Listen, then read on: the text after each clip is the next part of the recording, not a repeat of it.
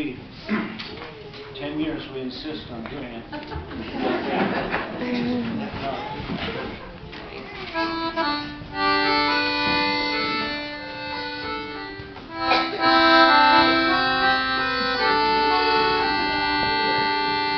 Joy, health, love, and peace be all here in this place. By your leave we will sing concerning our King. Our King is well dressed in silks of the best, in ribbons so rare, no king can compare.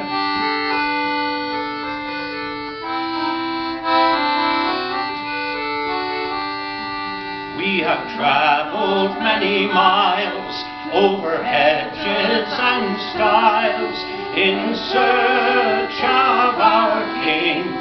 Unto you we bring.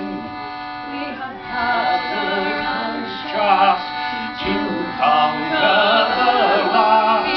We have cannon and ball to conquer them all.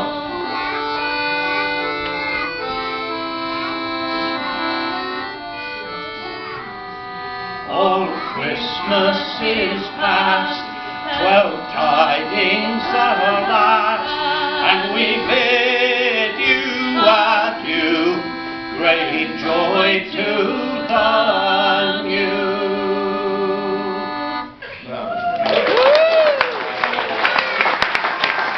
Fabulous.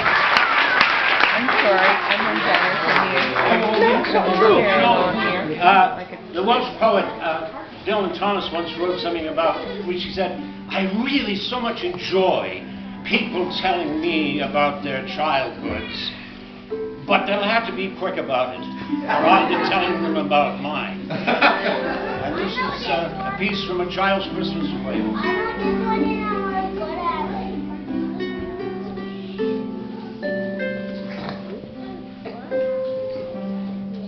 One Christmas was so much like another.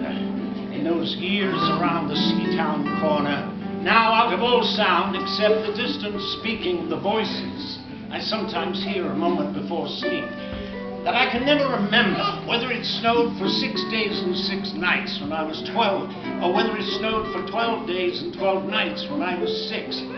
All the Christmases rolled down toward the two-tongued sea like a cold and headlong moon bundling down the sky that was our street, and they stop at the edge of the fish-freezing waves, and I plunge my hands into the snow and bring out whatever I can find. In goes my hand into that wool-white, bell-tongued ball of holidays resting at the rim of the carol-singing sea, and out come Mrs. Prothero and the fireman.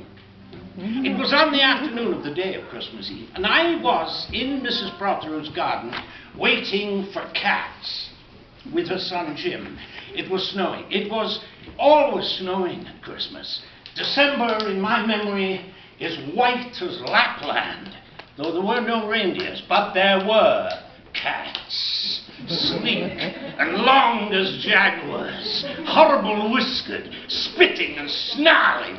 They would slink and sidle over the white back garden fences, and the lynx-eyed hunters, Jim and I, fur-capped, moccasin trappers from Hudson's Bay off Mumbles Road, would hurl our deadly snowballs at the green of their eyes. The wise cats never appeared. We were so still, Eskimo-footed marksmen in the muffling silence of the eternal snows, eternal ever since Wednesday, that we never heard the far-off cry, Mrs. Prothero's cry at the bottom of the garden, or if we did, it was to us like the far-off challenge and cry of our enemy and prey, the neighbor's polar cat. But soon the cries grew louder. Fire! cried Mrs. Prothero, and she beat the dinner gong, and we ran down the garden path, our snowballs in our arms. Smoke, indeed, was pouring out of the house, and the gong was bombulating, and Mrs. Prothero was announcing ruin like a town crier in Pompeii. This was better than all the cats in Wales standing on the wall in a row. We bounded into the house and stopped at the edge of the smoke-filled room. Something was burning, all right. Perhaps it was Mr. Prothero. He always slept there every Sunday afternoon with the newspaper over his face. But no, he was standing in the middle of the smoke saying a fine Christmas and smacking at the smoke with a slipper as though he were conducting. Call the fire brigade, cried Mrs. Prothero. They won't be there, said Mr. Prothero. It's Christmas. Aye. Well, do something, she said. So we threw all our snowballs into the fire. I think we missed Mr. Prothero, and we ran out to the telephone box. Well, let's call the police as well, Jim said. Oh, aye, and the ambulance. Oh, yes, and Ernie Jenkins, he likes fires.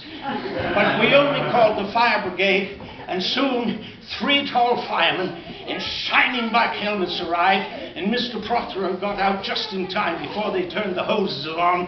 No one could have had a noisier Christmas Eve. And when the fire was out, and the firemen were standing around in the middle of the smoke, cinders and dissolving snowballs, Miss Prothero, Jim's aunt, came from her room upstairs and peered in at them. We waited very quietly to hear what she would say. She said the right thing always. She looked at the 3 tall firemen standing in the middle of the smoke, cinders and dissolving snowballs, and she said, "Would you like anything to read?" Years and years ago, when I was a boy, when there were wolves in Wales, and birds the colour of red flannel petticoats whisked past the harp-shaped hills, before the motor car, before the wheel, before the Duchess-faced horse, when we rode the daft and happy hills bareback. It snowed, and it snowed. And here a young boy says, well, it snowed last year too, and I made a snowman, and my brother knocked it down, and then I knocked my brother down, and then we had tea.